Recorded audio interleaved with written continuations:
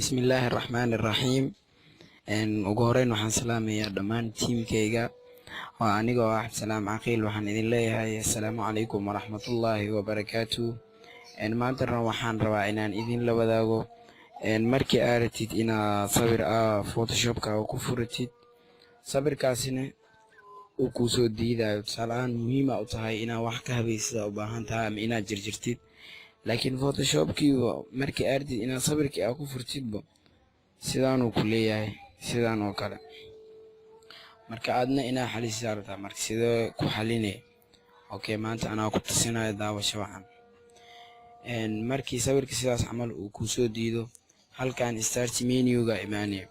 start menu marka imaad halka search ay qoran tahay ayaa waxaa ka raadinaya appka lagu magacaabo Paint waa app muhiim ah oo markii sidaan photoshopka oo kan sawir uu ku soo diidayo oo lagu xaliyo. markii aad Paint ku dhufatid kadib waxaa imaanaya halka ay qoran tahay open. markii aad open ku dhufatid sawirka ku soo diiday raadinay, then waa kanaaba intuu yaala waa ku dhufanaa. markii aan ku dhufto bis waa ku soo dhex furaa appka Paint ilaa ku furaa.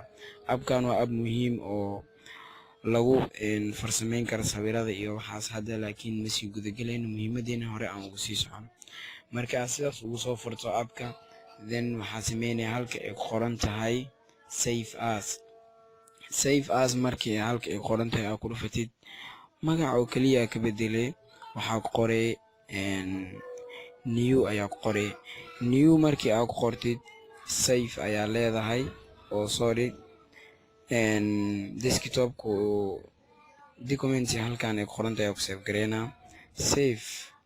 markii aan save ku dhufto, then anoo iswaalin photoshopkayga dib ugu soo laabanaa, then control O baan ku dhufanaa.